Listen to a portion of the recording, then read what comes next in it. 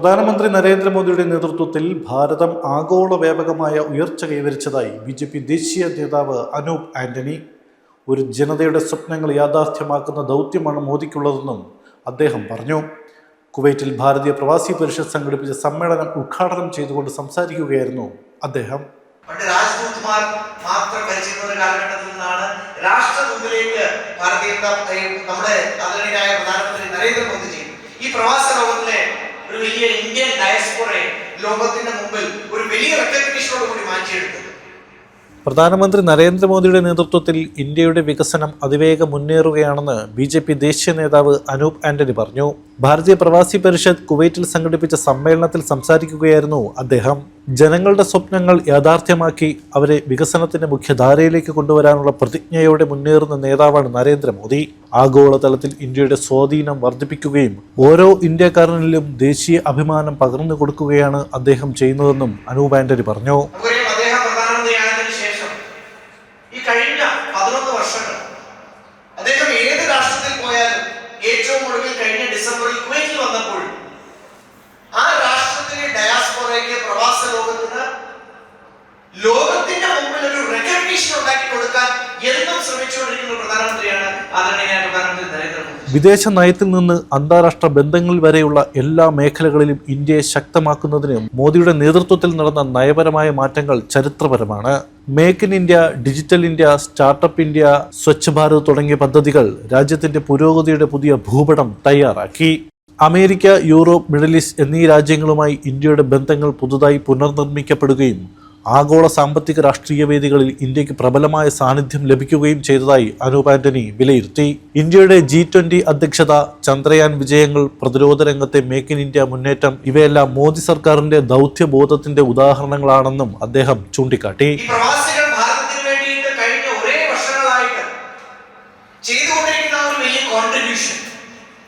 അത് അളവച്ചതാണ്. എത്ര നന്ദി പറഞ്ഞാലും മതിയാവാത്തതാണ് പ്രവാസി ലോകം ഭാരതത്തിന് വേണ്ടി ചെയ്തുകൊണ്ടിരിക്കുന്ന വലിയ കോൺട്രിബ്യൂഷൻ. അത് എക്കണോമിക്കൽ ആയിക്കൊള്ളട്ടെ, കൾച്ചറൽ ആയിക്കൊള്ളട്ടെ, അല്ലെങ്കിൽ നേരത്തെ പറഞ്ഞതുപോലെ രാഷ്ട്രദൂതന്മാരായിക്കൊള്ളായിക്കൊള്ളട്ടെ, പ്രവാസ ലോകം ഭാരതത്തിന് കൊടുക്കുന്ന ഒരു കോൺട്രിബ്യൂഷൻ അത് അളവച്ചൊരു കോൺട്രിബ്യൂഷനാണ്. അത് ചെറിയ വാക്കിലൊന്നും പറഞ്ഞ് ഒതുക്കാവുന്ന ഒരു കാര്യമല്ല. അതുകൊണ്ട് തന്നെ ലോകത്തിന്റെ മുമ്പിൽ അവർക്കൊരു പ്രതിഷ്ഠ ഉണ്ടാക്കി കൊടുക്കുക, റെക്കഗ്നിഷൻ ഉണ്ടാക്കി കൊടുക്കുക എന്നുള്ളൊരു വലിയ ദൗത്യം അത് പ്രധാനമന്ത്രി നരേന്ദ്രമോദിജിക്കും മുഴുവൻ ഭാരതത്തിനും എന്നെ പോലുള്ള നിരവധി സാമൂഹ്യ പ്രവർത്തകർക്കും എല്ലാവർക്കും. പ്രവാസി ഇന്ത്യക്കാർക്ക് ഇന്ന് ആത്മവിശ്വാസത്തോടെ ഇന്ത്യയെ പരിചയപ്പെടുത്താനാകുന്ന കാലമാണ് ഇനിയുള്ളത്.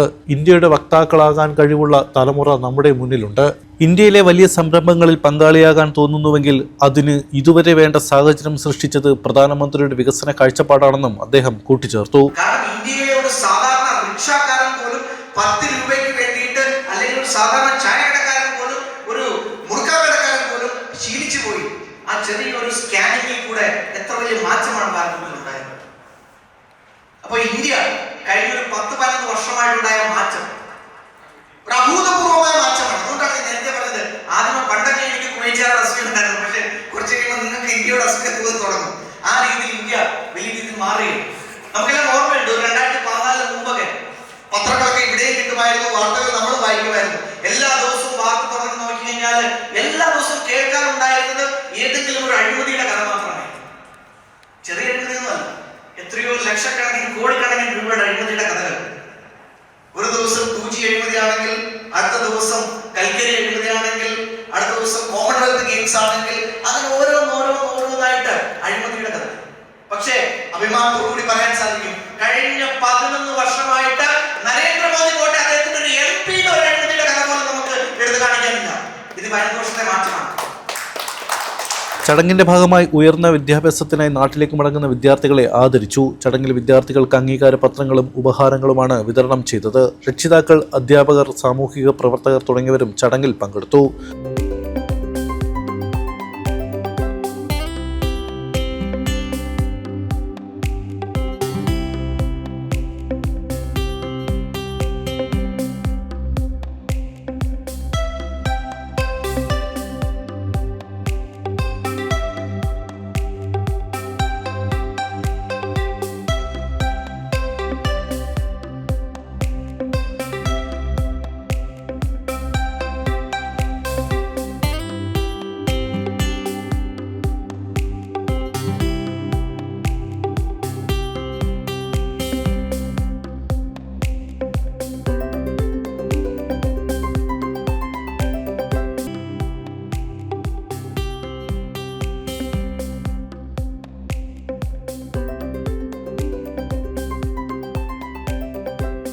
അബ്ബാസിയെ ഏരിയ പ്രസിഡന്റ് സവിനയ് സ്വാഗതം പറഞ്ഞ ചടങ്ങിൽ BPP president Sudheer V Menon അധ്യക്ഷ പ്രസംഗം നടത്തി. General secretary Hari Balaramapuram, area general secretary Mohanakumar നന്ദിയും പറഞ്ഞു.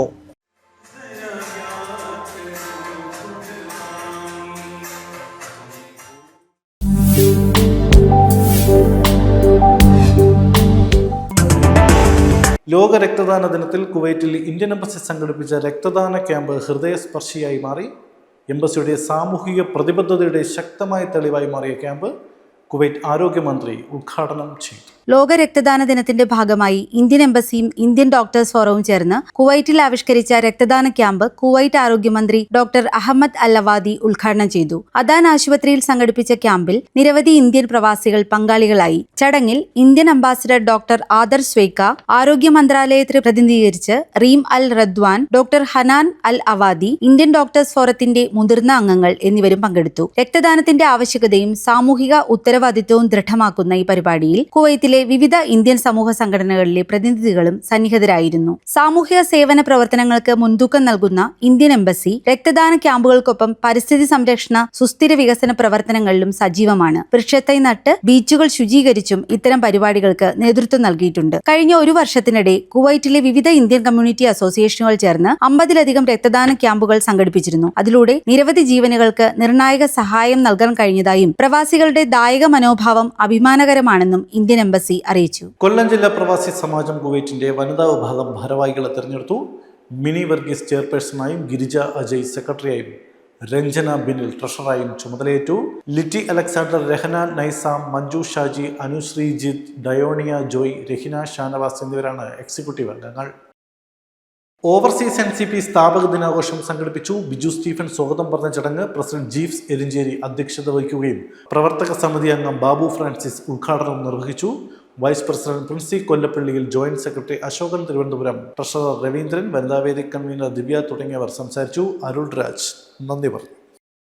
തിരുവല്ല പ്രവാസി അസോസിയേഷൻ വിദ്യാർത്ഥികളെ അനുമോദിച്ചു. പ്രസിഡന്റ് ജെയിംസ് വി കൊട്ടാരം അധ്യക്ഷത വഹിച്ച യോഗം സ്കൂൾ പ്രിൻസിപ്പൽ C രാധാകൃഷ്ണൻ ഉദ്ഘാടനം ചെയ്തു. രക്ഷാധികാരി KS Varghese, general secretary Raiju Arikara, advisory chairman Reji Koruth, treasurer Baiju Jose എന്നിവർ പ്രസംഗിച്ചു.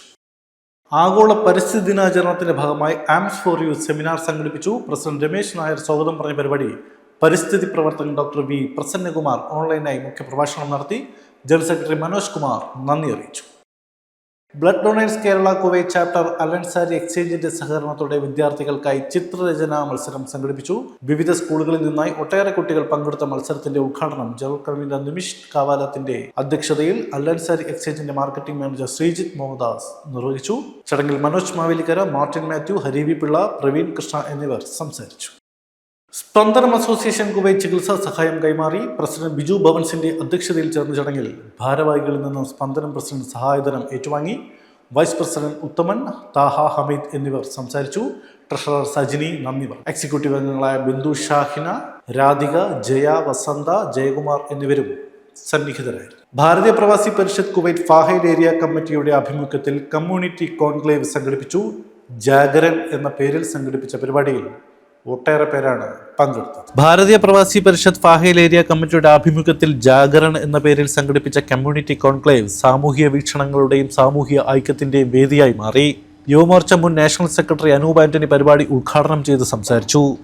In front of the world, saying that this is not that old India which used to beg in front of nations for its own sustenance.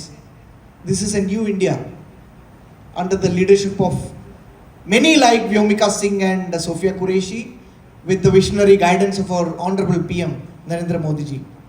So I'm so proud to stand in front of you all. And when he was mentioning about the Rashtra Doot, so I can understand the feeling of pride each of you have in your mind.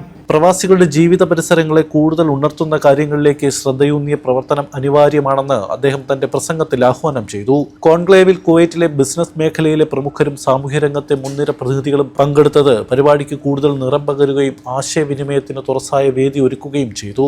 സമൂഹത്തിലെ ചലനങ്ങളെയും പ്രശ്നങ്ങളെയും കുറിച്ചുള്ള ചർച്ചകളും പരിഹാര കാഴ്ചപ്പാടുകളും കോൺക്ലേവിന്റെ പ്രധാന ആകർഷണങ്ങളിലൊന്നായി. President Sudheer V Menon, general secretary Hari Balaramapuram, area president Rajeesh, secretary Rajesh Thiruvonam തുടങ്ങിയവർ ചടങ്ങിൽ ചടങ്ങിൽ പങ്കെടുത്ത് സംസാരിച്ചു. മറ്റ് ഏരിയ ഭാരവാഹികളും എക്സിക്യൂട്ടീവ് അംഗങ്ങളും പരിപാടികൾക്ക് ഏകോപനം നൽകി. കാസർഗോഡ് എക്സ്പെർട്സ് അസോസിയേഷനും മെട്രോ മെഡിക്കൽ കെയറുമായി സഹകരിച്ച് മെഡിക്കൽ ക്യാമ്പ് സംഘടിപ്പിച്ചു. KEA ചെയർമാൻ ഖലീൽ അടൂർ ഉദ്ഘാടനം ചെയ്ത ക്യാമ്പിൽ ഒട്ടേറെ പേരാണ് ആരോഗ്യ പരിശോധനകൾ നടത്താനെത്തിയത്. പ്രസിഡന്റ് മുഹമ്മദ് കുഞ്ഞി CH അധ്യക്ഷത വഹിച്ച ചടങ്ങിൽ doctor Fathima Faseeha, metro Jaleel manager Akhila Mariyam, KEA patron Salam Kalanad, advisory അംഗങ്ങളായ Sathar Kunnil, Ramakrishnan Kallar, Hameed Madhur, organising secretary Prashanth Nellikkad, Farwaniya area president Jaleel Arikkadi, Abbasiya area general secretary Sumesh Raj എന്നിവർ ആശംസകൾ അർപ്പിച്ച് സംസാരിച്ചു.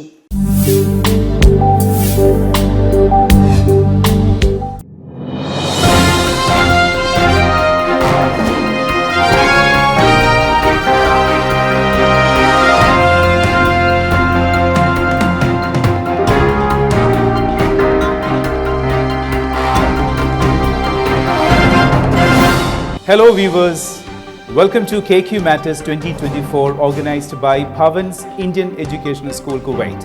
Today in this quizzing compact we have the category of grade 9s to 12. Once again welcome to KQ Matters 2024 where knowledge reigns supreme. Now we go to the last round, the final round, the fifth round based on current affairs. Question number 1 to Team A. This human skeleton shown from the waist down from the island of Borneo bears evidence that the lower left leg was amputated roughly 31,000 years ago. Name the method by which scientists were able to calculate the age of the skeleton.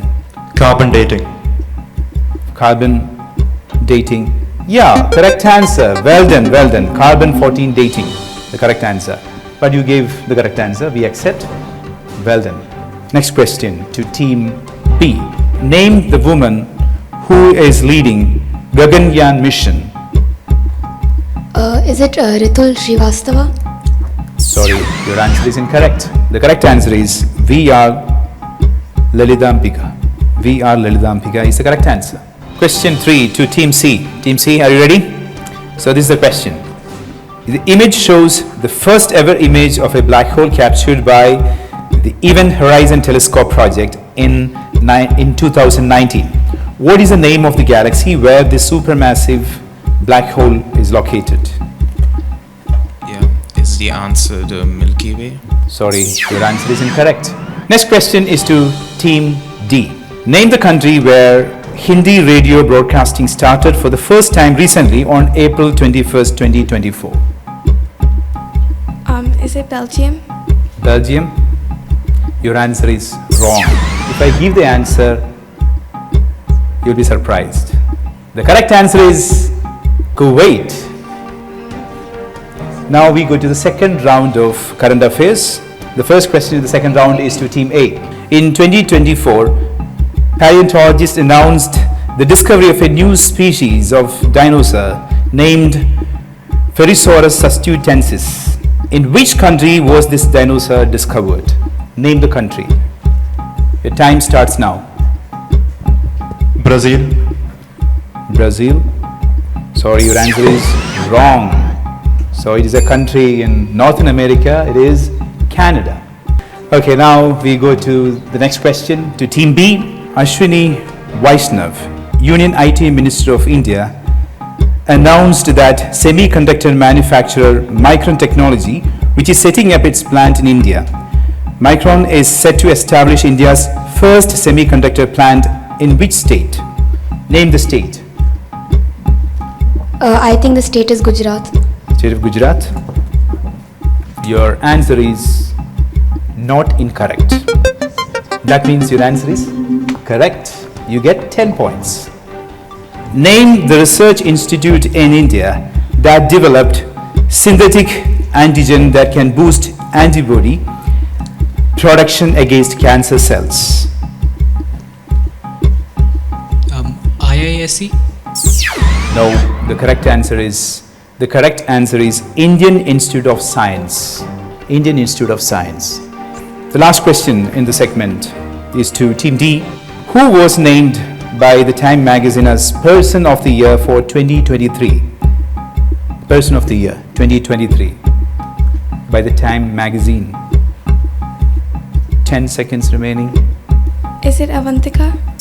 Avantika. Your answer is wrong.